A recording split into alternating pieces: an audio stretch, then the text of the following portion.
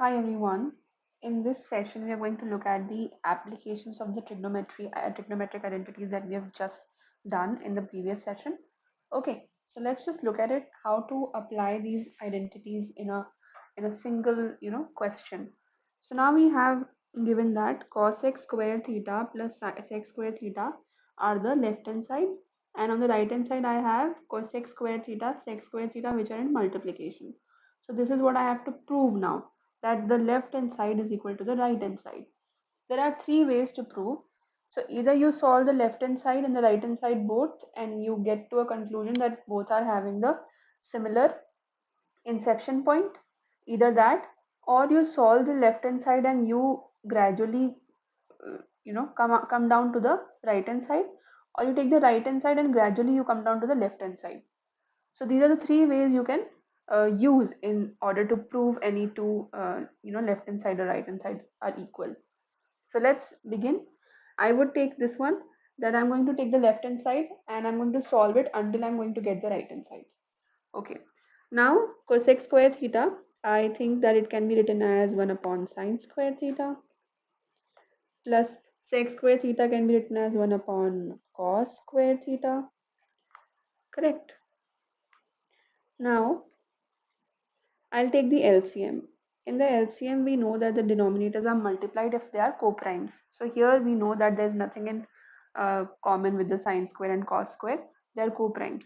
So that means that sine square theta, cos square theta in multiplication, and the numerator will be cos square theta plus sine square theta. Correct. Then we will move on to the next step. Can I write this cos square theta plus sine square theta as 1? That's what we have studied in the previous session. If you haven't gone through it, you just go and watch my previous session on the trigonometric identities and only then come to the applications of trigonometric identities. So now this I can write it as sine square theta in the denominator and cos square theta. Eventually, I can further write it as 1 upon sine square theta times 1 upon cos square theta. What is 1 upon sine square theta? It is cosec square theta times 1 upon cos square theta is sec square theta, which is the LHS. What is the meaning? Right hand side. So that is going to be equal to the right hand side. Hence, proved. This is it. This is how simple it was. Let's see the next question. Now this one is slightly trickier because you need to realize some things that I'm going to make you realize. Sec square theta plus cosec square theta. We know that sec square theta can be written as 1 plus tan square theta, because I want tan in the end.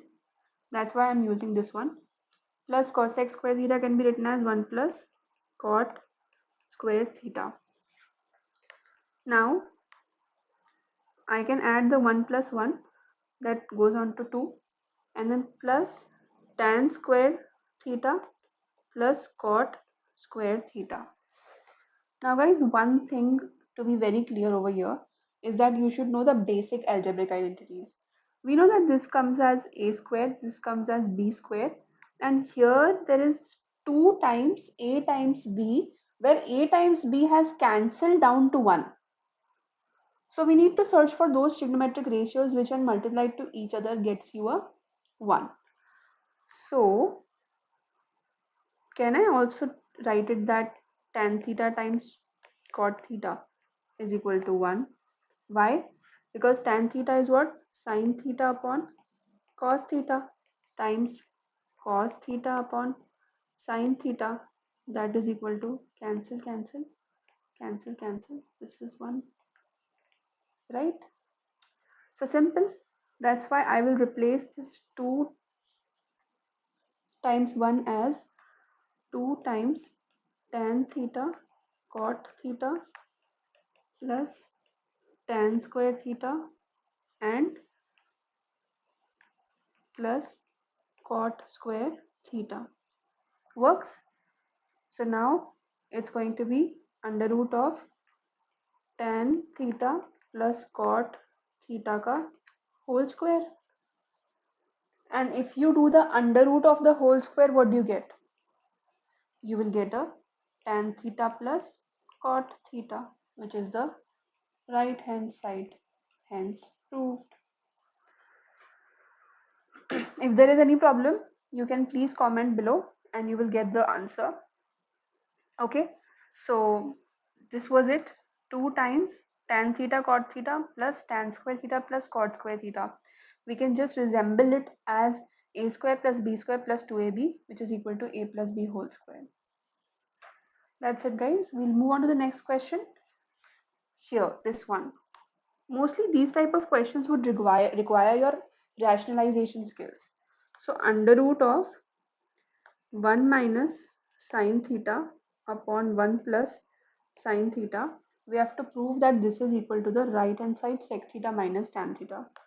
Okay, let's see how does it go.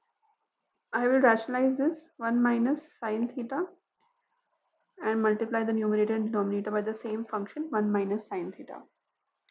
Further, what I'll do is denominator becomes 1 minus sine squared theta, that's what it is, a square minus b square.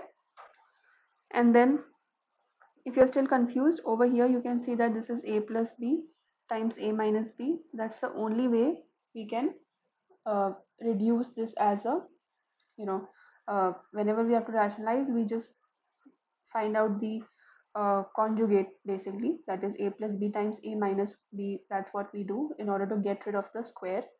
So yeah, so in the denominator we have 1 minus sine square theta, in the numerator we have 1 minus sine theta whole square.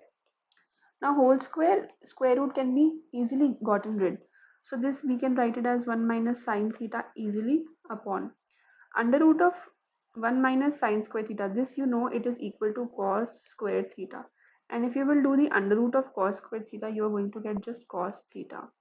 So I'll write this over here, cos theta. Further, I can write it as 1 upon cos theta minus sine theta upon cos theta. This you know can be written as sec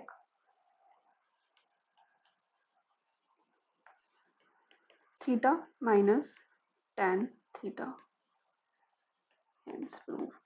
This is the right hand side. And that's how you go. I will just reiterate, the first step was rationalization.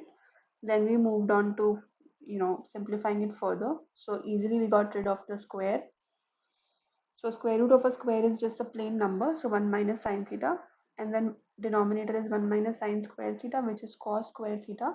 And then the square root of cos square theta is just cos theta. That's what I've written over here. On further simplification, it becomes 1 upon cos theta minus sine theta upon cos theta. That's it. Final question that appeared in the CBSE also. So we'll just look at it. Here we have got sine theta minus sine cube theta, and 2 is the coefficient of sine cube theta. Then 2 cos cube theta minus cos theta. I just want tan theta. That makes me realize that, okay, if I'm going to take the sine theta common from the numerator, and from the denominator if I'm going to take the cos theta common, I'm going to be left behind by 1 minus 2 sine square theta upon 2 cos square theta minus 1, right, because I've taken the cos common from the denominator and sine common from the numerator. This is tan theta. Now here this part should cancel down exactly to 1. So I just need to see what exactly I need to do. What my brain suggests is I will write in the place of 1 as sine square theta plus cos square theta minus 2 sine square theta divided by 2 cos square theta minus, in place of 1 I will again replace it by sine square theta plus cos square theta. Easy. Now this part, when I will simplify further, minus times minus goes inside, so we will have tan theta and then sine square theta minus sine square theta minus 2 sine square theta is going to be sine square theta upon 2 cos square theta minus sine square theta minus cos square theta, right? So what are we going to have is cos square theta minus sine square theta. Cancel, cancel, tan theta. We got the right hand side, guys. And that's it. Hence proved. And this session is done. And I'll see you